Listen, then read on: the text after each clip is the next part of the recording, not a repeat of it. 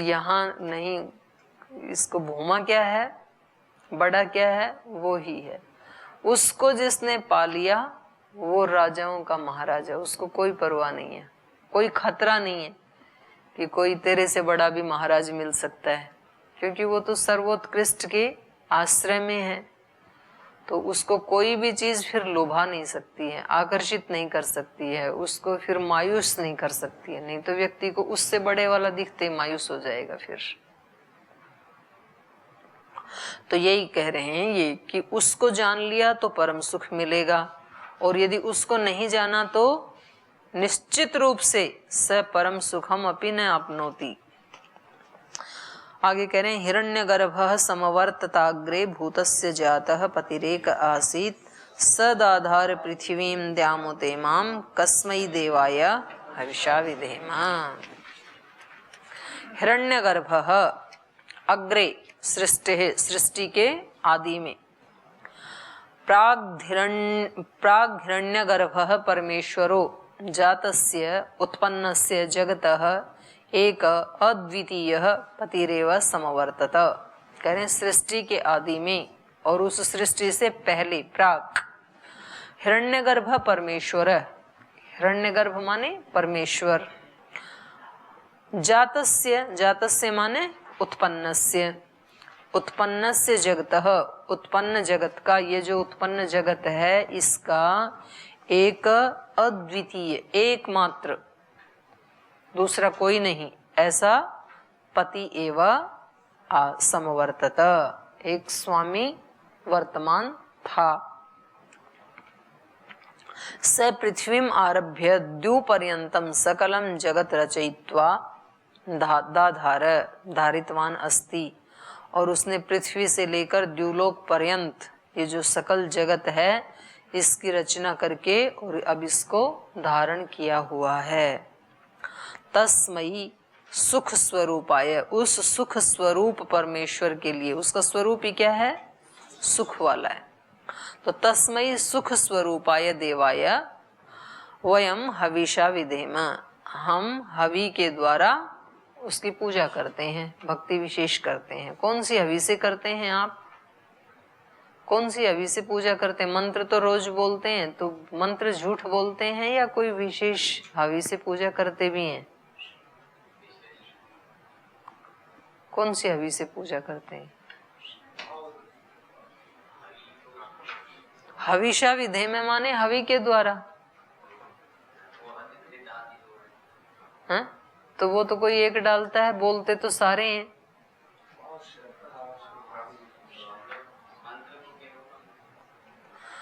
मंत्र केवल बोलते हैं, तो मंत्र मतलब ऐसे ही बोले जा रहे। मंत्र में जो बोल रहे हैं वो आपके हृदय के शब्द ही तो हैं, और यदि वो नहीं है तो फिर तो उन मंत्रों का कोई मतलब, वो पागल के जैसा प्रलाप हो जाएगा। जैसे पागल व्यक्ति नहीं बोलते रहते हैं, बाजार में जाते हैं आप तो कई कई पागल नहीं होते, तो ऐसे कुछ भी बोलते रहते हैं, तो उनकी वाणी का कोई प्रयोजन नहीं होता है ना, ऐसे बोलते रहते हैं। तो यदि हमारे बोले हुए शब्दों का कोई प्रयोजन नहीं है तो ये प्रलाप नहीं हो जाएगा क्या? तो क्या हम प्रलाप करने वाले हैं क्या? तो फिर अर्थ क्या है हविषा विधेय का? रोज तो बोलते हैं, या तो प्रयोजन बताओ या तो ये स्वीकार करो कि हम प्रलाप मात्र करते हैं। तो दोनों में से एक तो होना चाहिए।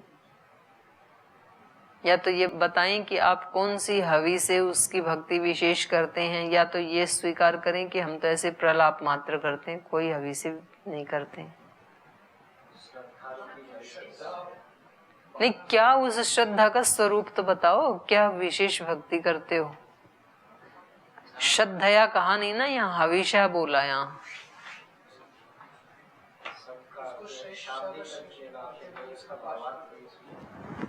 नहीं तो उसको कुछ बताओ तो, क्या श्रद्धा से करते क्या हो?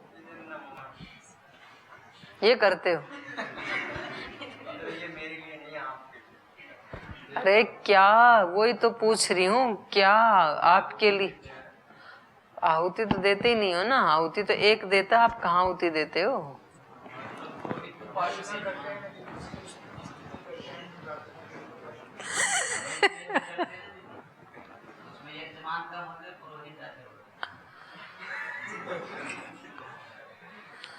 कितने सालों से बोल रहे हो ये मंत्र? वर्षों से बोल रहे हो, रोजाना ही बोल रहे हो। फिर आज मतलब चिंतन का टाइम आया तो भी उसको इधर उधर उड़ा दे रहे हो, उसके ऊपर गंभीरता से नहीं सोच रहे हो। हविष्य का मतलब है कि हमारी जो भी सामर्थ्य विशेष है ना, वो है हवि। हवि का मतलब केवल घी और सामग्री इतना ही अर्थ नहीं लेना है, सामर्थ्य विशेष ये अर्थ किया है। तो सामर्थ्य सबकी अलग अलग है ना, शरीर की सामर्थ्य है, वाणी की है, मन की है, बुद्धि की है, भावों की है, हाथ की सामर्थ्य है, पैर की सामर्थ्य है, तो अलग अलग सामर्थ्य है सबकी।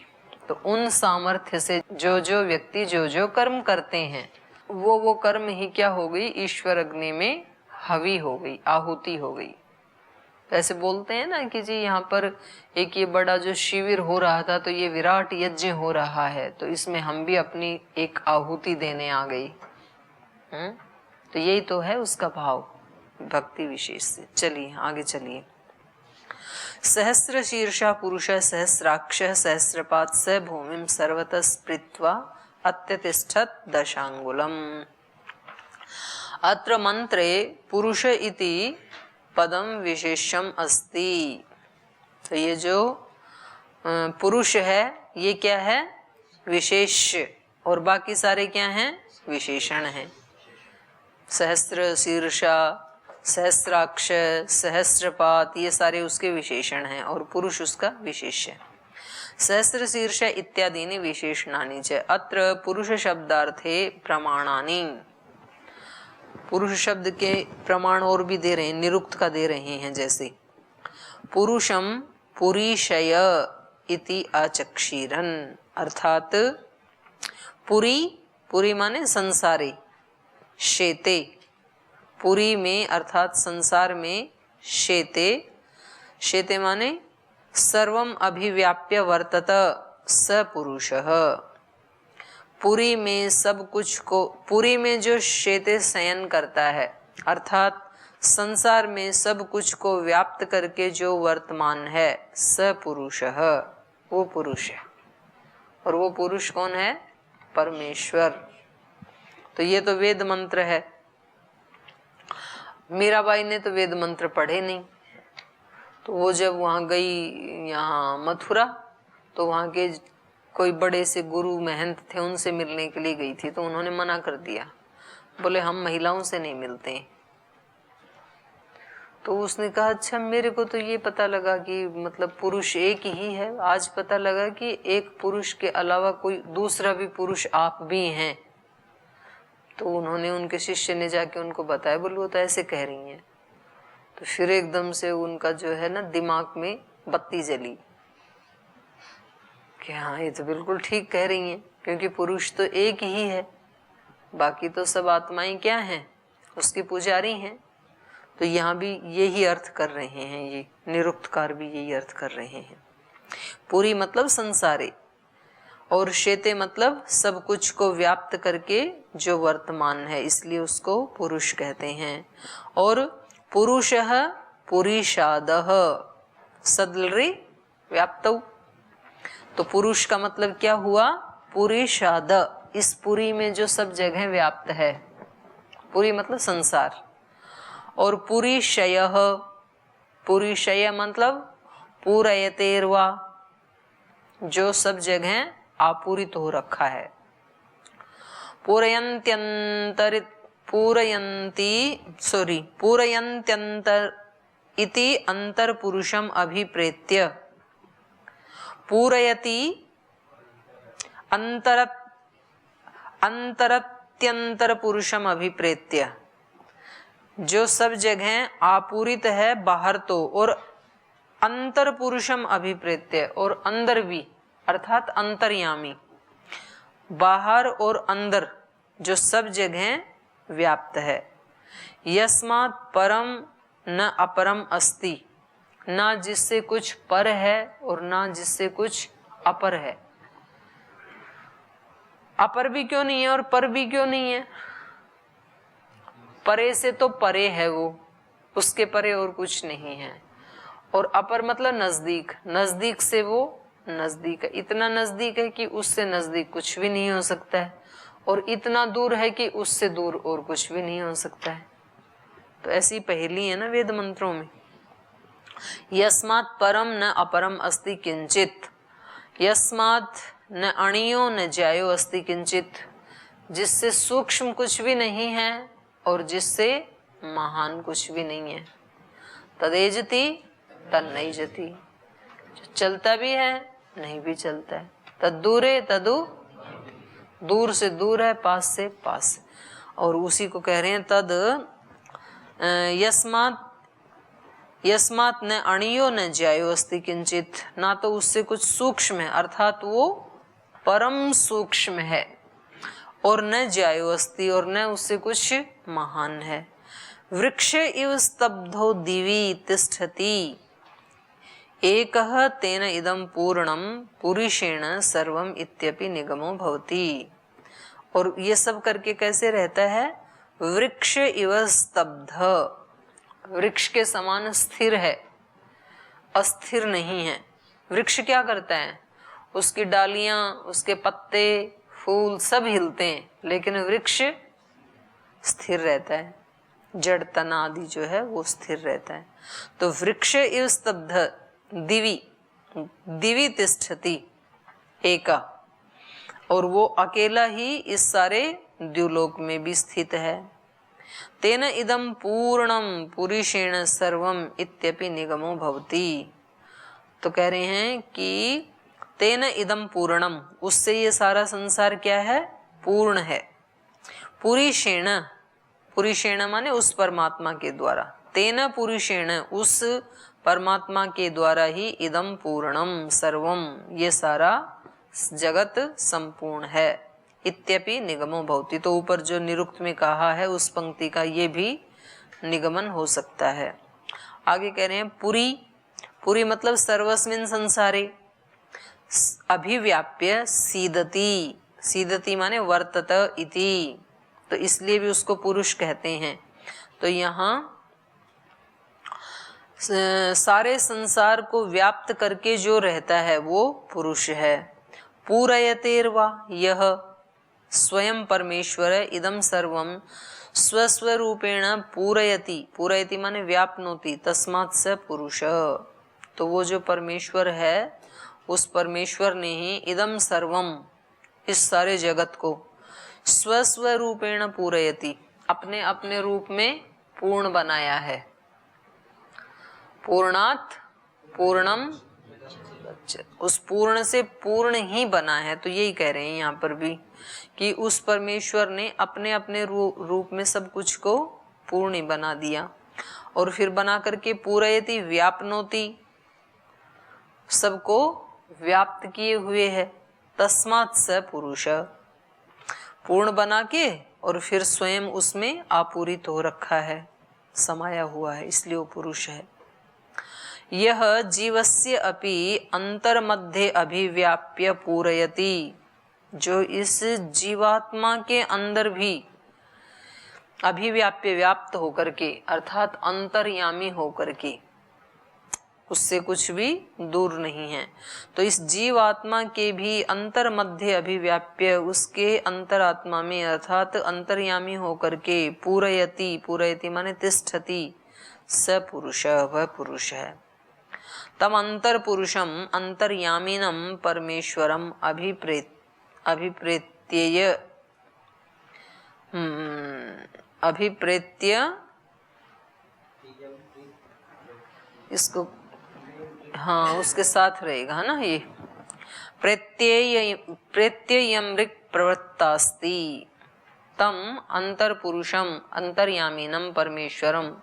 तो वो जो अंतर्यामी पुरुष है उसको अभिप्रेत करके, अभिप्रेत्य इयम ऋक् भवति, ऋक् प्रवृत्तास्ति, ये ऋक् रूप में प्रवृत्त होता है ये संसार। ऋक् मतलब सत्य रूप में। यस्मात् परम, यस्मात् पूर्णात् परमेश्वरात् पुरुषाख्यात् परम प्रकृष्टम उत्तमम किंचित अपि वस्तु नास्ति एव। कह रहे हैं जिस पूर्ण परमेश्वर से, जिसकी संज्ञा क्या है? पुरुष, पुरुषाख्यात। उस पूर्ण पुरुष परमेश्वर से परम, परम माने प्रकृष्टम, प्रकृष्टम माने उत्तमम, किंचित अपि वस्तु नास्ति, कुछ भी उससे उत्कृष्ट नहीं है। नास्ति एव पूर्वम व, ना तो पहले उससे कोई श्रेष्ठ वस्तु थी, ना आज उससे कोई श्रेष्ठ है, और न बाद में होगी। यस्मात् अपरम अर्वाचीनम, उससे अतिरिक्त कोई आगे भी कोई श्रेष्ठ वस्तु नहीं होगी, अर्वाचीन भी। तत्तुल्यम उत्तमम व किंचित अपि वस्तु नास्ति एव, तो उसके तुल्य भी नहीं है। उत्तम तो क्या होगी, उसके समान भी नहीं है। तत्तुल्यम उत्तमम व किंचित अपि वस्तु नास्ति। तथा यस्मादणीयः सूक्ष्मं ज्यायः स्थूलं महद्वा किंचित अपि द्रव्यं न भूतं न भवति नैव च भविष्यति इति अवधेयम्। तो उससे सूक्ष्म अणीय और ज्याय मतलब स्थूलम और महद्वा उससे बड़ा, किंचित अपि द्रव्यम कोई भी द्रव्य, न भूतम न भवति ना तो कभी पहले हुआ, ना अभी है, और न भविष्यति ना कभी आगे हो सकता है।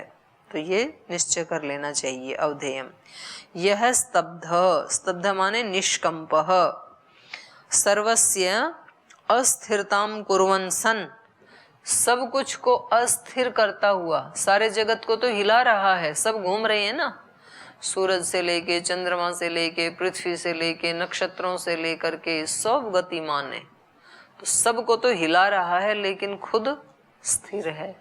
जैसे वृक्ष सारे पत्ते डाली सबको हिलाता है लेकिन खुद स्थिर रहता है। यह स्तब्ध, स्तब्ध माने निष्कंप, सर्वस्य अस्थिरतां कुर्वन् सन्, सबको अस्थिर करता हुआ, स्थिरो अस्ति स्वयं स्थिर है। कह इव वृक्ष इव, किसकी तरह से? वृक्ष की तरह। यथा वृक्षः शाखा पत्र पुष्प फलादिकं धारयन् तिष्ठति, जैसे ये वृक्ष इन सब को धारण करता हुआ खुद कैसे रहता है? स्थिर। ये सारी हिलने वाली चीजों को धारण करके खुद स्थिर रहता है। तथैव पृथ्वी सूर्यादिकं सर्वं जगत् धारयन् परमेश्वरो अभिव्याप्य स्थितो अस्ति इति। तो ऐसे ही ये परमात्मा भी इन पृथ्वी आदि सूर्य आदि सब जगत को धारण करता हुआ, इन सब को व्याप्त करता हुआ स्थित रहता है। यश्च एको अद्वितीयो अस्ति, और वो परमेश्वर कैसा है? एक ही है, अद्वितीय, जिसके जैसा द्वितीय कोई भी नहीं है, ऐसा है वो। न अस्य कश्चित सजातीयो वा, और कोई इसकी जाति वाला भी नहीं, उसके जैसा भी नहीं है कोई। न कश्चित सजातीयो वा द्वितीय ईश्वरो अस्ति, कोई दूसरा ईश्वर भी नहीं है उसके जैसा ही, चलो उससे छोटा बड़ा तो ना हो, उसके जैसा ही कोई एक और ईश्वर हो, ऐसा भी नहीं है। तेन पुरुषेण, पुरुषेण माने पुरुषेण परमात्मना, यत इदम सर्वम जगत पूर्णम कृतम अस्ति, क्योंकि उसने इस सारे जगत को पूर्ण किया है। तस्मात्, इसलिए पुरुषः परमेश्वर एव उच्यते, इसलिए पुरुष से यहाँ क्या लिया जाएगा? परमेश्वर ही लिया जाएगा इस मंत्र में, सहस्र शीर्षा वाले मंत्र में।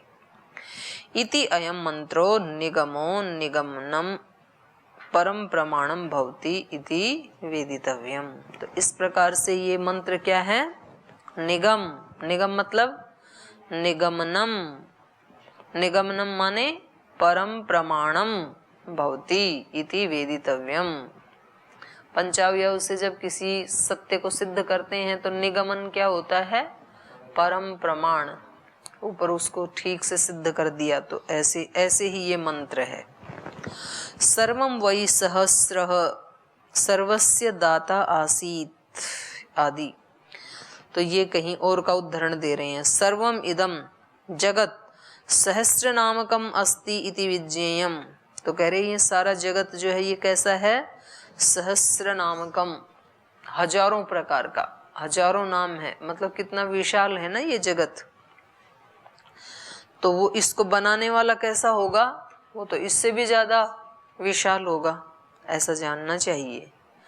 तो सहस्राणि असंख्यातानि अस्मदादीनां शिरांसिः यस्मिन् पूर्णे पुरुषः परमात्मनि स सहस्र शीर्षा पुरुष। तो कह रहे हैं यहाँ जो सहस्र संख्या आई है ये क्या है? सहस्राणि असंख्यातानि, असंख्य के लिए आया है। सहस्र का मतलब यहाँ हजार नहीं, सहस्र शीर्षा मतलब असंख्य। असंख्यातानि अस्मदादीनां शिरांसि, जो हम सब प्राणियों के सिर हैं, ये ही क्या हैं? भगवान के असंख्य सिर हैं, क्योंकि वही सब मालिक है ना। तो अस्मदादीनां शिरांसि यस्मिन् पूर्णे पुरुषे परमात्मनि, हम सब के सिर जिस पूर्ण पुरुष परमात्मा में अवस्थित हैं, हम सब उसी में रहते हैं, तो इसलिए उस पुरुष को क्या कहा?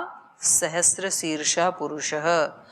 अस्मदादीनां सहस्राणि अक्षिणी यस्मिन् एव, तो हमारे जैसे मतलब अनंत असंख्य लोगों की आंखें जिस परमेश्वर में स्थित हैं, तो इसलिए वो क्या हो गया? सहस्राक्ष। सहस्राणि असंख्याता पादाश्च यस्मिन् वर्तन्ते, तो कह रहे हैं हमारे जैसे लोगों के असंख्य पैर जिसमें वर्तमान हैं, तो वो क्या बन जाएगा? सहस्रपात।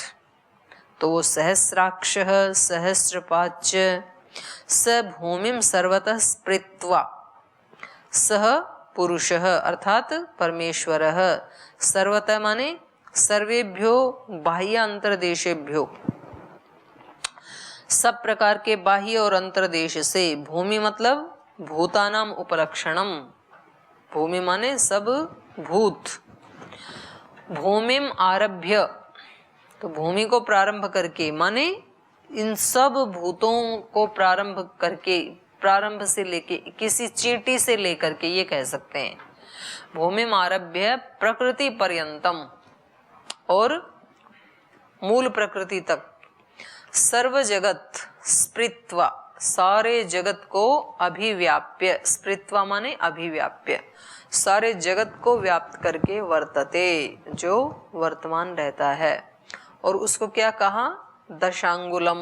दशांगुल, दशांगुल का अर्थ क्या है वो बता रहे हैं। दशांगुलम इति ब्रह्मांड हृदय उपलक्षणम। दशांगुल मतलब ब्रह्मांड, दशांगुल मतलब हृदय, तो इन दो के लिए दशांगुल कहा जाता है। तो दशांगुल में कह रहे हैं अंगुली अंगुलम इति अवयव उपलक्षणेन मितस्य जगतो अत्र ग्रहणम भवति। अंगुलम जो कहा, तो ये जैसे हमारे शरीर में अंगुली एक अवयव है ना पूरे शरीर का, तो ऐसे कह रहे हैं कि यहाँ जो अंगुलम कहा ये अवयव का उपलक्षण है, माने मितस्य जगतः, जगत का परिमाण है कि ये जगत क्या है, उसकी दृष्टि में अंगुली भर है, इसका परिमाण है। ये जगत कितना है? जगत कितना है? दशांगुल। और हृदय कितना है? दशांगुल। कैसे वो बता रहे हैं, तो कह रहे हैं पंच स्थूल भूतानि पंच सूक्ष्माणि च एतत् उभयं मिलित्वा दशावयवाख्यम सकलम जगत अस्ति। जैसे हमारा जो पिंड है उसमें क्या क्या है? 5 स्थूल भूत, 5 सूक्ष्म, ये दोनों मिलकर के कितने हो गए? 10। और ये स्थूल जो संसार है ये भी क्या है? इसमें भी क्या है? 5 भूत, 5 सूक्ष्म भूत, वही है। तो 10 मिलकर के दशावयवाख्यम सकलम जगत अस्ति, 10 अवयवों वाला ये सारा जगत है। अन्यच्च, और पिंड में कह रहे हैं पंच प्राणः, और चेन्द्रियम है ये, है ना, चेन्द्रियम चतुष्ट अंतःकरणम दशमो जीवश्च, 5 प्राण, 4 अंतःकरण चतुष्ट और जीवात्मा, तो कुल मिला के 10 हो गए ना। एवं एवं अन्यतपि जीवस्य हृदयं दशांगुल परिमितम च तृतीयम गृह्यते। तो दशांगुल वाला हो गया ब्रह्मांड, दशांगुल वाला हो गया पिंड, और कह रहे हैं तीसरा जो हृदय है इस मनुष्य का, जीवात्मा का, ये भी क्या है? दशांगुल। तो दशांगुल मतलब 10 अवयव हैं जिसके, ठीक है, अवयव का प्रतीक है ये। एतत् त्रयं स्मृत्वा, इन तीनों को व्याप्त करके, एतस्मात् त्रयात् बहिरपि व्याप्तः सन् अवस्थित है, और इन तीनों से बाहर व्याप्त होकर के भी जो स्थित है, अर्थात बहि अंतरश्च पूर्णो भूत्वा परमेश्वरो अवतिष्ठत इति वेद्यम। तो शेष कल करेंगे फिर।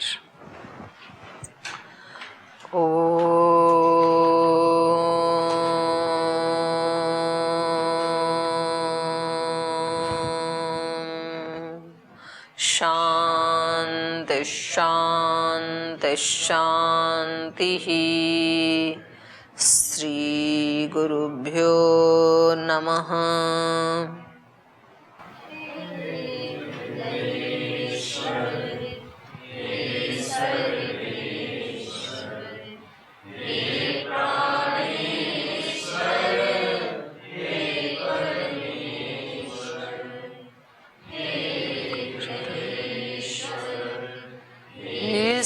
सर्वेश्वर हे प्राणेश्वर, हे परमेश्वर,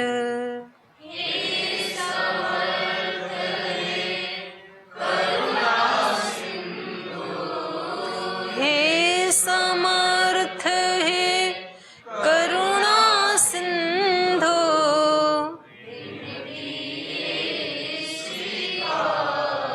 करो विनती ये स्वीकार करो।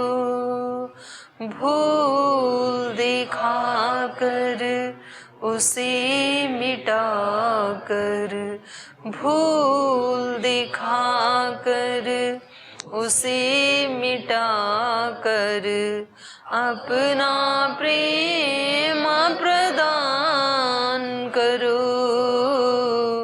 अपना प्रेम प्रदान करो। पीर हरो हरि, पीर हरो, पीर हरो हरि, पीर हरो हरि, पीर हरो, पीर हरो हरि, पीर हरो। हे हृदयेश्वर, हे सर्वेश्वर, हे प्राणेश्वर, हे परमेश्वर, हे हृदयेश्वर, हे सर्वेश्वर, हे प्राणेश्वर, हे परमेश्वर, हे प्राणेश्वर, हे परमेश्वर, हे प्राणेश्वर, हे परमेश्वर।